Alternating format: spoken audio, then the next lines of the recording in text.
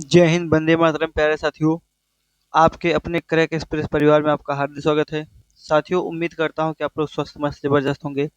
जैसा कि आपको पता है कि 25, 26, 27 अप्रैल से आपका पेपर शुरू होना है होमगार्ड का, जिसकी दृष्टि से हम जीके के इम्पोर्टेंट प्रश्न लेके आए हैं। चलिए बिना देर के क्वेश्चन को स्टार्ट करते हैं। पहला प्रश्न कहा जा रहा है, यूरोपियन यूनियन का मुख्यालय किस शहर में स्थित है? यूरोपियन यूनियन का मुख्यालय किस शहर में स्थित है? तो भाई किस शहर में स्थित है? ब्रुसेल्स में स्थित है। ऑप्शन नंबर ए बिल्कुल सही जवाब हो जाएगा इस प्रश्न का। अगला प्रश्न कहा जा रहा है साथियों, 2026 आईसीसी पुरुष टी20 विश्व कप की मेजबानी किन देशों ने की? किन देशों ने की? तो मेजबानी करने वाला देश है भाई, कौन सा देश है? पहला है भारत और दूसरा है श्रीलंका। तो भारत और श्रीलंका कहाँ दिख रहा है? ए और देखो, एक केवल एक और तीन सी ऑप्शन बिल्कुल सही जवाब हो जाएगा भाई। भारत और श्रीलंका करेगा। अगला प्रश्न कहा जा रहा है, 2026 आईसीसी पुरुष टी20 विश्व कप के फाइनल में भारत ने किस देश को हराया? फाइनल के मैच में भारत ने किस देश को हराया? तो हारने वाला देश कौन था भाई? हारने वाला देश था न्यूजीलैंड। कौन था? न्यूजीलैंड था। देखते हैं साथियों, अगला प्रश्न कहा जा रहा है, 2026 आईसीसी पुरुष टी20 विश्व कप में सबसे ज्यादा रन किसने बनाया? विश्व कप में सबसे ज्यादा रन किसने बनाया?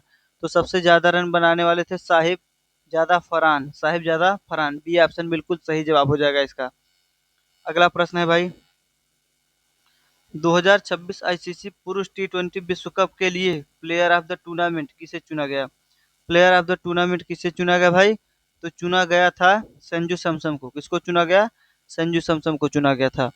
अगला प्रश्न है भाई, 2026 आईसीसी पुरुष टी20 कप में फाइनल का खिलाड़ी किसे नामित किया गया था? फाइनल का खिलाड़ी किसे नामित किया गया था? तो जसप्रीत बुमराह को किया गया था। किसको? जसप्रीत बुमराह को किया गया था। डी ऑप्शन बिल्कुल सही जवाब हो जाएगा इस प्रश्न का। और भाई, 2026 आईसीसी पुरुष टी20 कप का फाइनल मैच किस स्टेडियम में खेला गया? नरेंद्र मोदी स्टेडियम में खेला गया।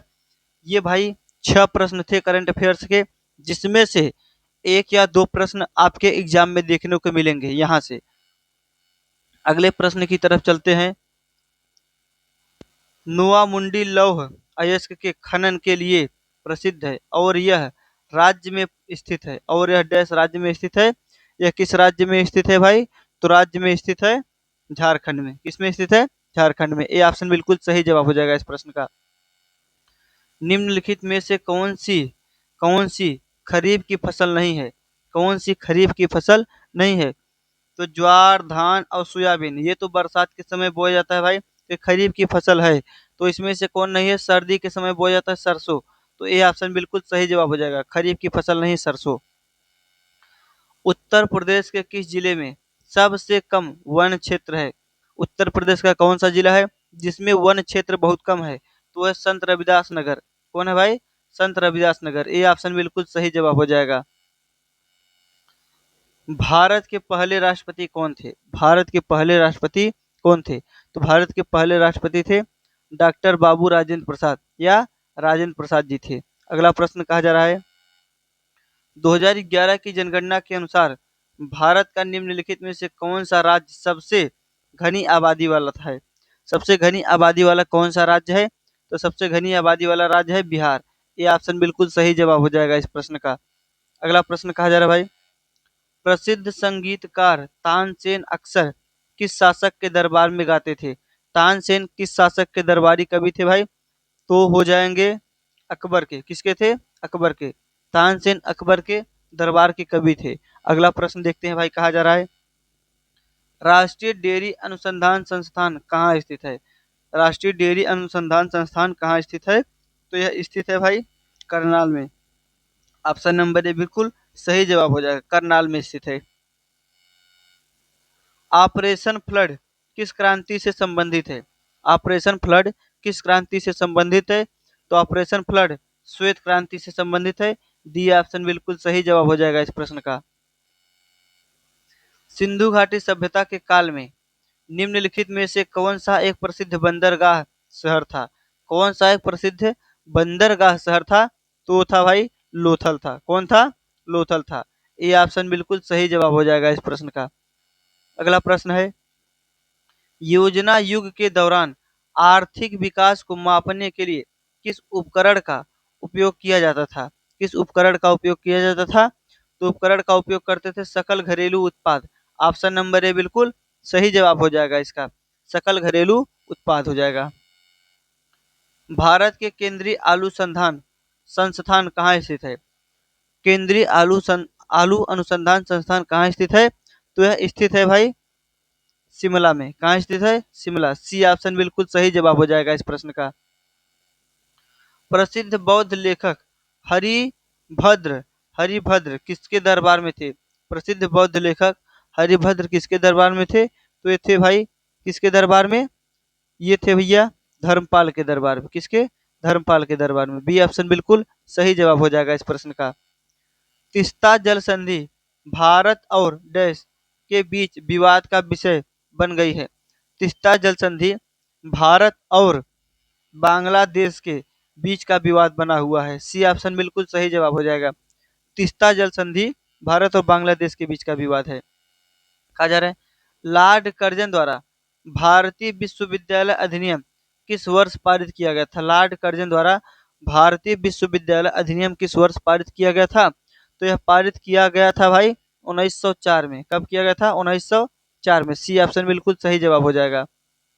भारत में म्यूचुअल फंड उद्योग निम्नलिखित में से किस संगठन द्वारा नियंत्रित किया जाता है? भारत में म्यूचुअल फंड उद्योग निम्नलिखित में से किस संगठन द्वारा नियंत्रित किया जाता है?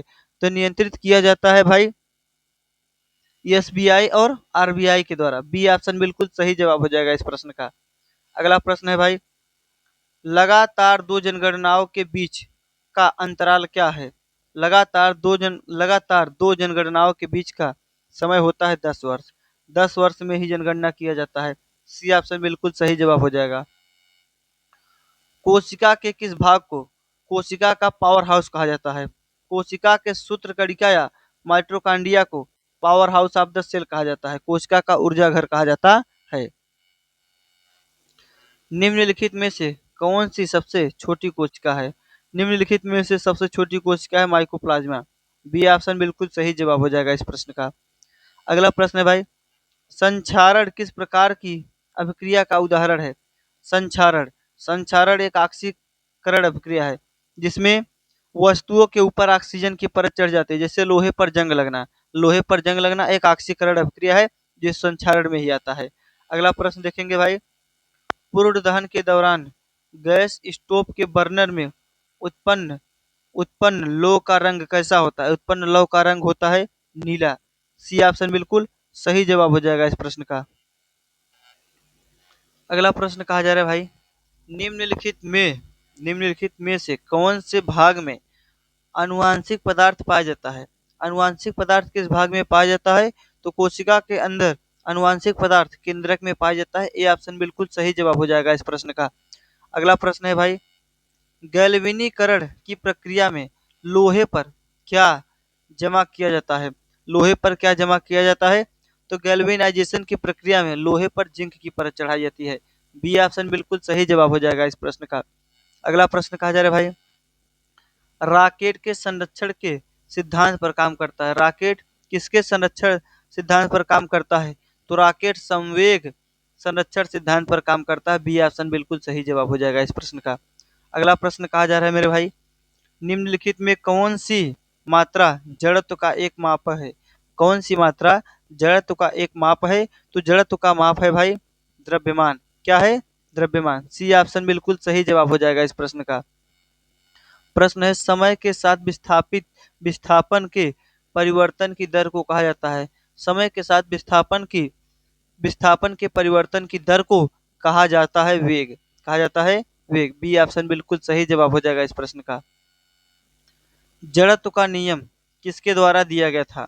जड़त्व का नियम किसके द्वारा दिया गया था? गैलीलियो गैलीली के द्वारा दिया गया था। हर पेपर में जड़त्व पूछता है भाई, हर एक पेपर में जड़त्व पूछता है, साइंस में पूछता है जड़त्व। तो 3 प्रश्न थे जिसमें से एक प्रश्न पेपर में बनेगा।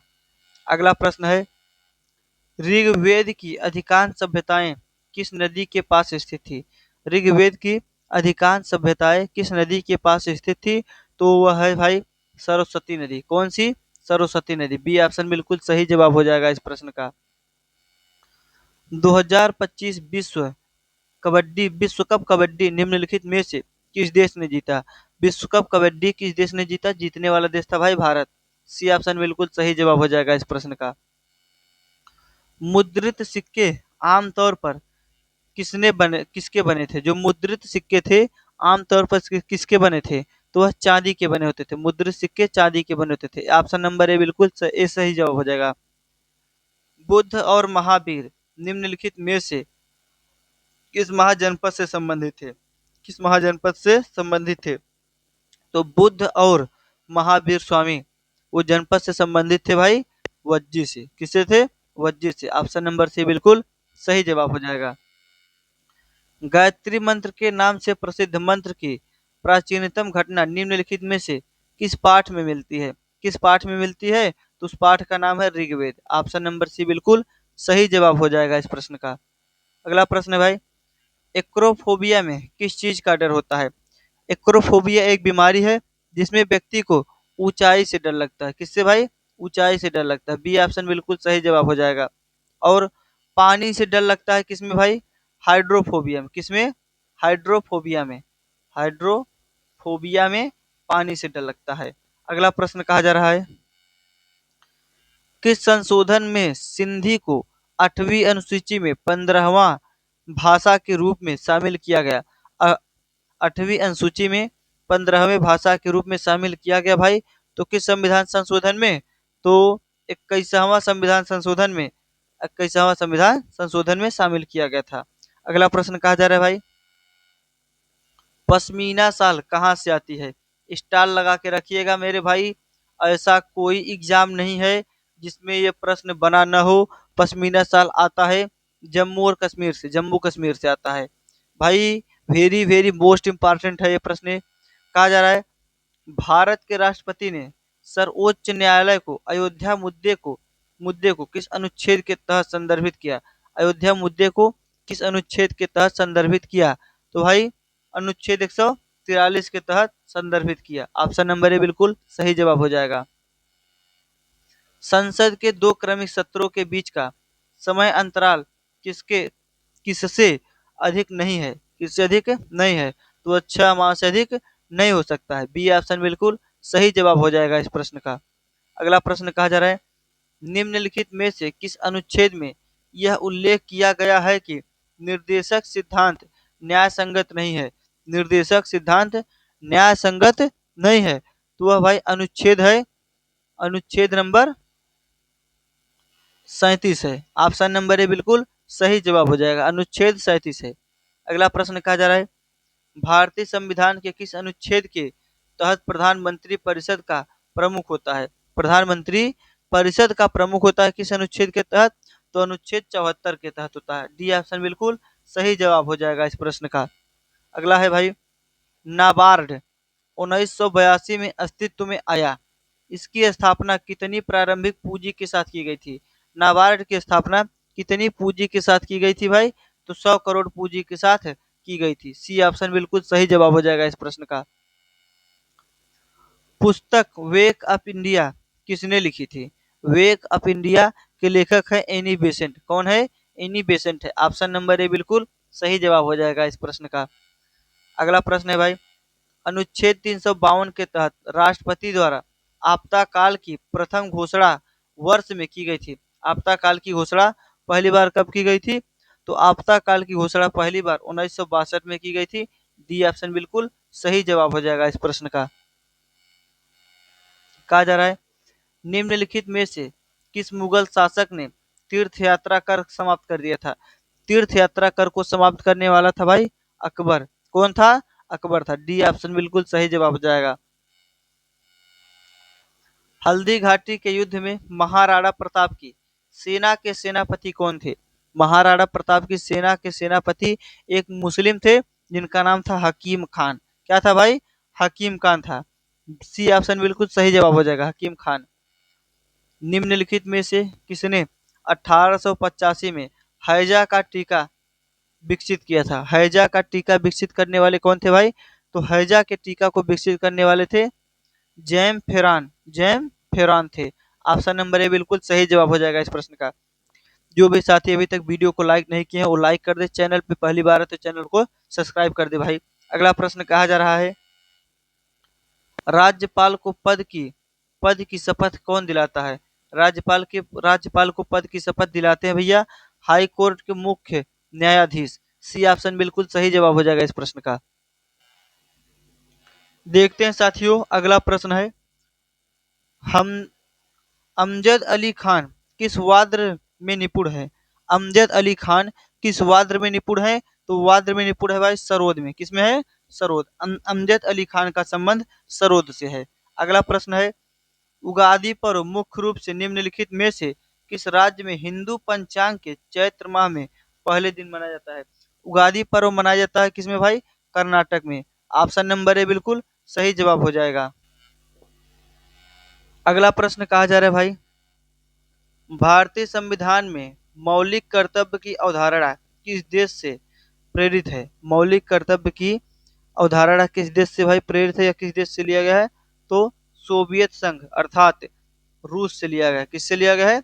रूस से लिया गया है। अगला प्रश्न है भाई, भारतीय संविधान के अनुसार अनुसार संविधान की व्याख्या में अंतिम अधिकार किसका होता है? अंतिम अधिकार किसका होता है? तो अंतिम अधिकार होता है भाई सुप्रीम कोर्ट का। किसका होता है? सुप्रीम कोर्ट का। बी ऑप्शन बिल्कुल सही जवाब हो जाएगा इस प्रश्न का। कहा जा रहा है, गुजरात का माधवपुर मेला किसकी याद में मनाया जाता है? माधवपुर मेला किसकी याद में मनाया जाता है?